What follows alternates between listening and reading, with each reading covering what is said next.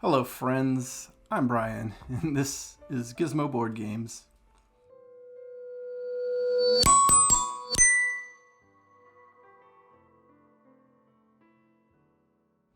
And today I'm going against the grain, I think, as most people are giving you the best two-player games and games to play as couples and yada yada yada because of Valentine's Day. Personally, me and my family, we don't really care about Valentine's Day. It's whatever, it's a day of the week, Tuesday this year. But here's looking out for all you people who don't have that one other person for your Valentine's or other whatever gaming needs. I've previously done games that I enjoy solo that weren't necessarily meant to be solo, collaboration with Family Meeple, link there if you haven't already seen that. This time I'm going to look at solo games by myself that are strictly, for the most part, I think I've got one exception only. Hopefully I've only got one exception, at least as far as I remember. I've only got one exception, and I'll kind of discuss that when I get there. But these are going to be games that are legitimately solo-only games. So games that you want to look out for, whatever. I've got 10 of them here in, I guess, a pseudo countdown order, but kind of no particular order. The last one I mentioned will probably be the most obvious one for those of you who have watched my videos before. The rest of them may or may not come as a surprise along the way. With that said, I'm going to go ahead and grab the first one, and this is one of the newer ones I've just played recently. It's a little button-shy 18-card game, Unsurmountable, where you're just laying out the cards, and you're trying to make a path up to the top of the mountain, but you gotta play the cards in the right order, and they activate different abilities as you're playing along. I've only played this a couple times so far, but it's enjoyable enough. Nice little solo puzzle, small button shy game, so relatively cheap. As if you're worried about your finances, it fits in your pocket, so you can take it anywhere, or you can play at home alone in the middle of the night, like I do a lot. But Unsurmountable, my number 10, or first one of 10, however you want to look at it. The next one is the newest one I've played. It's just got it at the same time as I got Unsurmountable. Ugly Griffin Inn, another 18-card button-shy game. Again, you're kind of laying out, in this case, various kind of D&D-esque or fantasy characters. And they're in a bar, and then you want to choose one to move to the inn, and then they're going to activate abilities based on what's in the inn and what's in the bar at the time, and you're just trying to have enough at the end to win the game before too many of them get kind of upset and leave for the various reasons listed on the cards. I enjoyed this one just slightly more than Unsurmountable, and I want to dig into both of them a little bit more, having only, like I said, played each one a couple of times each so far. But I really like this one. Again, another small take it with you anywhere button shy wallet game. And since we're on that trend, let's go ahead and bring out another one. This one's Wild Tales. This one I enjoy. It's a legacy style. I'm not going to open up because I don't want to spoil anything. But it's an 18-card legacy game, and that's really interesting. And also it means that you can play this over the course of a campaign. I don't know how well it's going to play at the end of the campaign. I haven't got that far yet, but I really have enjoyed playing this one, and it's a really unique twist on campaign games and on 18-card games by combining the two. I really like this one, and I think you might too. And for any of these button shy games, and this isn't the last of them, fair warning, you can go to buttonshygames.com, I think it is, and look for yourself what you might be interested in based on theme, or look for these two if what little bit of information I've given on you sounds interesting. Wild Tales is actually a piratey themed game, even though I guess it does say Pirate Legacy on it, but the name by itself probably wouldn't lend you to think pirates, but this is a pirate theme if that's your thing. All right, the next one's not a button shy game, but rather a play game.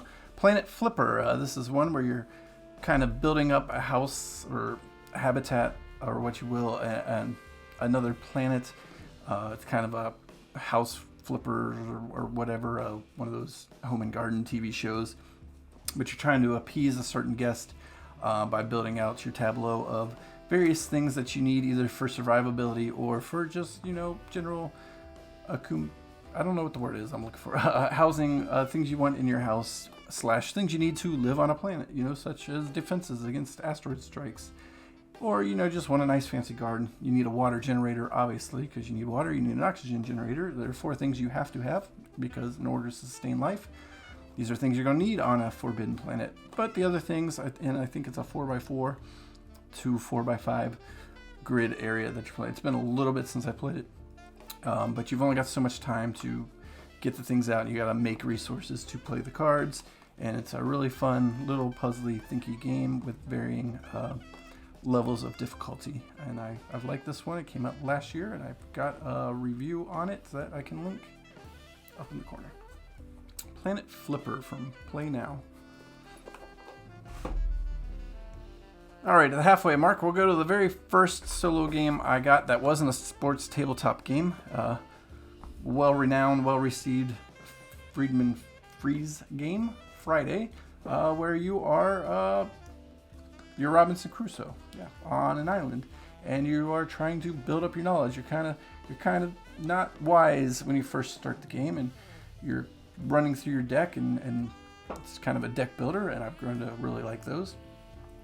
But you're going through your deck, and you're taking on the challenges of the island and trying to survive before you run out of life points. And you need to build up enough smartness to be able to defeat all the creatures and things that are coming at you, and then eventually go out and beat up the pirates that are coming to get you. It's a really tough, thinky game. I have struggled with it quite a bit and read some strategies, but still haven't been able to quite master this one. But it's still enjoyable. Nice small box game. Sorry about the glare. But Friday, an oldie but a goodie. All right, enough of those boxes. Let's get back to the wallets. The next one is Food Chain Island. In this one, you are having animals eat smaller animals, and you're just clearing a grid. It starts out, 4x4, I believe? Yeah, 16 cards. Yeah, there's an 18 card game, 4x4 grid. And you're basically just a 1 eats a 0, a 2 eats a 1 or a 0, etc., etc. And you're just taking a move, and when you make the move, or when the larger animal eats the smaller animal, they're going to activate ability or a rule you have to abide by for the next animal. And the objective is to clear the table down to 1, 2, or 3, I think is the least or most amount of stacks you can have to be declared a winner. It's a fun little game. It's got a lot of cute animal pictures. I guess I can't show them off. I got rule books and stuff in here, but I've got all the expansions. It's already falling apart here. In fact, I've got too much shoved in, so I have to maybe see about getting another wallet for this one. But Food Chain Island, another pocket-sized button-shy game that I really enjoy, slightly more than the others I've mentioned thus far. The next one is Rove, Results-Oriented Versatile Equipment Explorer.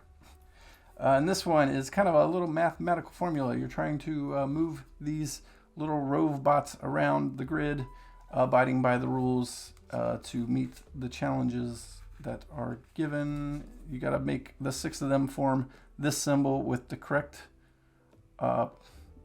robot icon in the right spot. And you've only got so many moves, and your moves are based on the cards in your hand. So you're playing them out, and you get 2, 3, or 4 actions to use, and you gotta follow the robot restrictions. It becomes quite the logic puzzle of trying to get the 7, I think it is, quests done before you run out of cards of movement. I really enjoy this one. It's good thinky, and another small, relatively affordable button shy game. The last one is my one cheat on the list, because I will not play this with others. I will only play this solo. I played it with one other person before, and I guess it technically plays 1 to 4. I will not play it anything but solo. There's no point to it, but I really enjoy it. And its sister, Agropolis. But Sprawlopolis is the one I prefer to Agropolis. I just enjoy it more. I like the theme more. I don't have to mess with the animal pins and stuff. I think it's slightly easier than Agropolis to score a winning score. But you're laying these colorful cards out and to make a city, and the other side of cards have your goals. Let's see if I can not make glare there. So you have certain goals. You're going to lay out 3 goals, and they're going to play the other 15 cards. into the city, and you're going to lose points. If you have too many roads, you're going to lose points.